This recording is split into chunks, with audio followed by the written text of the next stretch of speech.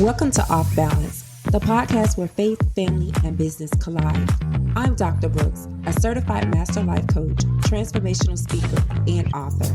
Join me as we explore the journey of overcoming adversity and developing resilience. It's time for you to find your strength and reclaim balance. This is Off Balance. Hello, everyone. Welcome back to Off Balance, the podcast where faith, family, and business collide. I'm your host, Dr. Brooks, and today's episode is all about something many of us federal employees are dealing with right now, and that's building a results-oriented resume that actually tells your story. Whether you're in the middle of workforce reshaping, thinking about your next career step, or if you just want to be ready for what may come, today we're going to talk about how to make your resume not just a document, but a reflection of the impact you've made. Let's be honest. In federal spaces, resumes often read like job descriptions, bullet after bullet of tasks. But if you want to stand out, especially in times of transition, you have to show not just what you did, but what happened because of what you did. Many of you know that I am an HR specialist for a federal agency. I have been an HR specialist for over 15 years, and so I look at resumes day in and day out. And so what I noticed with a lot of federal resumes is there is no action plus context plus result framework, right? And so a lot of the time it's copy and pasting of the actual position description. And so on today's episode, I really want to dive into how you can turn your resume into a result-oriented resume. And that will allow you to be, compatible with your peers on the federal side as well as the civilian side. So let me just paint a picture. Imagine you're reviewing two resumes. One says process FOIA request. The other one says led the processing of over 200 FOIA requests in a 3-month period, reducing the agency's response backlog by 40% and improving public trust metrics. They did the same general task, very different message. One says you did your job, the other says you made a difference. And so you want to be able to show the story on your resume that you are a difference maker, that when you perform a task, you make a difference. And so that's what we're going to talk about today. Federal hiring managers, as well as those on the private sector, they aren't just looking for doers. They're looking for problem solvers, collaborators, leaders, and they need to know if they bring you on, what value are they getting? Because everyone wants someone that is going to be valuable to their organization, right? And so here's the formula that I am going to talk about today. It is action plus context plus result. Let me say that again.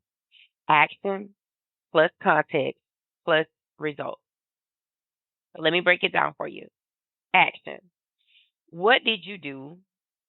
And in order for you to describe what you did, you have to use action verbs. An example would be develop, manage, launch, analyze. And then the next part is context. What was the situation? Was there a problem to solve, a goal to reach, a crisis to respond to? The next thing is result. What happened because of your action? Was something saved, improved, reduced, strengthened? Right? And so that's what you want to focus on when you're writing your resume. Another example, developed and led weekly staff sessions, that's the action, to improve case processing times following a system upgrade, that's the context, resulting in 30% reduction in backlog over 6 months. That's the result. That's the kind of bullet that makes a hiring manager pause. That's the kind of resume that gets interviews, right? That's the type of resume that is going to get not just that first round, but second, third round, because you want your resume to stand out. You want to showcase what it is that you have done for your current organization. You may be thinking, that sounds great, but I'm not sure how you may say that sounds great, but you're not sure that you have results like that. Trust me, you do. And here's how you are going to uncover them. I want you to look at your calendar and email. I want you to look at what project you were a part of in the last 6 to 12 months. And then once you discover that, what changed because of your involvement? So you were on all of these projects, you attended all of these meetings. Did you improve a system?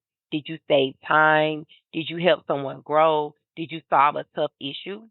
Those are the things that I want you to ask yourself as you looking back over your calendar. What metrics can you use? Think time saved, number of people served, dollars value managed, right? Compliance improved, satisfaction increased, right? So again, I'm an HR professional, and so a lot of organizations or agencies utilize the OPM 80-day model, which is time to hire. Typically, in that model, HR has 26 days, right? And so if HR has 26 days, I already have a standard metric. And so what I can say is that I was able to, you know, complete job opportunity announcements, bring on board however many people within, and I can say 15 days or whatever the case is, right? And so if you already have a metric that you have to meet, you can literally utilize that metric and then just show that you are less, you came in under that time. And so that would just be an example. So utilize things that is already in place for you. If you have to respond back to customers in 48 hours, then you can say that you responded back to this many customers, solved this problem within 24 hours, right? And so it just depends on what your situation is and what you have going on.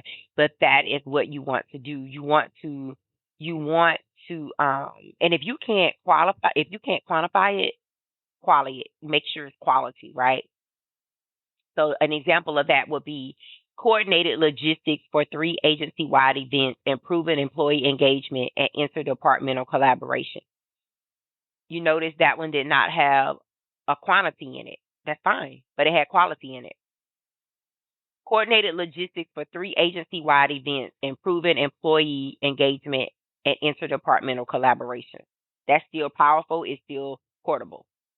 And so I just want you to really look at your resume and no longer copy and paste job descriptions, no longer, copy and paste stuff. Really take your time with your resume because your resume is that first initial look that a person has of you. And so you want to make sure that your resume is representative of the awesome person that you are. And so you're going to put faith into the process, right? And so here's the truth. Our work isn't just about bullet points or pay grades. As you guys know, this is a Christian podcast, so I will not be the Christian that I am if I don't give you guys a scripture. So as Colossians 3:23 says, whatever you do, work at it with all your heart as working for the Lord, not for human masters. And so you should really take pride in what you are doing because you are working unto the Lord, right? Your impact matters because it's a reflection of your stewardship. And even when no one else noticed, God did. So now, as you step into this season of updating your resume or, reimagining your future, do it with confidence, not just because of what's on the paper, but because of what's on the inside of you. And so I just really want you to have that confidence and I really want you to know that there's no competition with you, right? Because what is for you is for you. And when God opens that door, no man is going to be able to close it.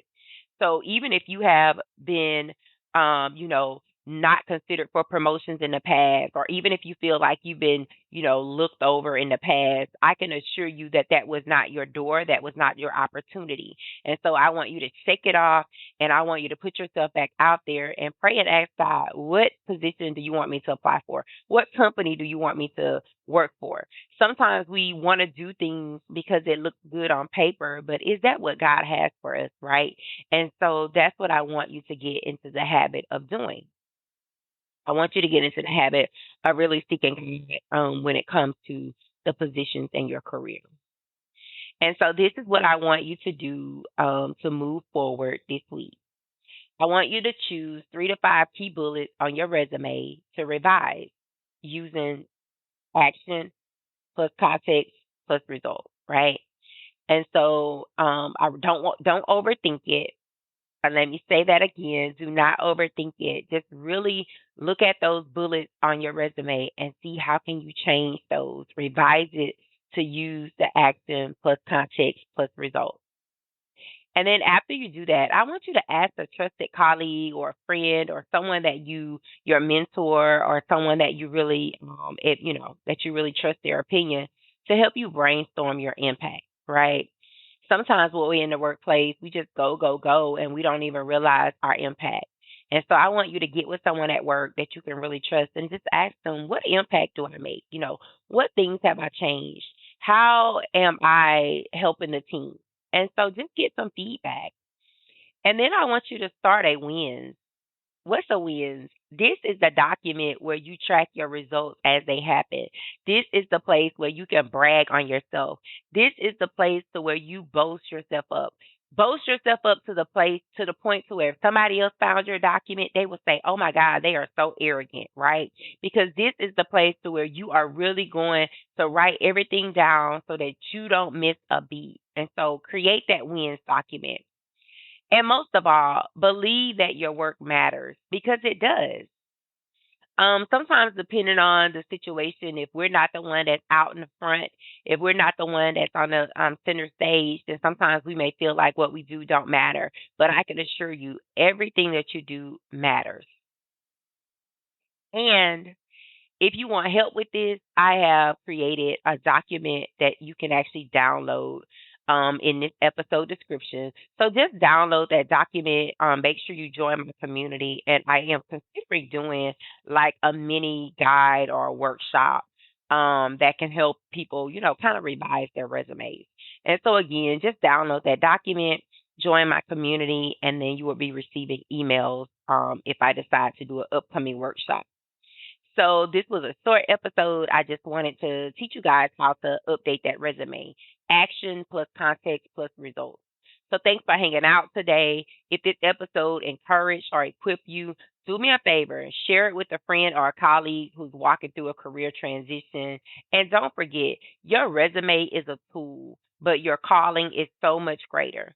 So I want you to keep leading with purpose, caring for people, and walking in faith. Until next time, be resilient. Thank you for tuning in. Be sure to rate this episode and share it with your family and friends. To learn more about your host, visit brooksdenny.com. Until next time, be resilient.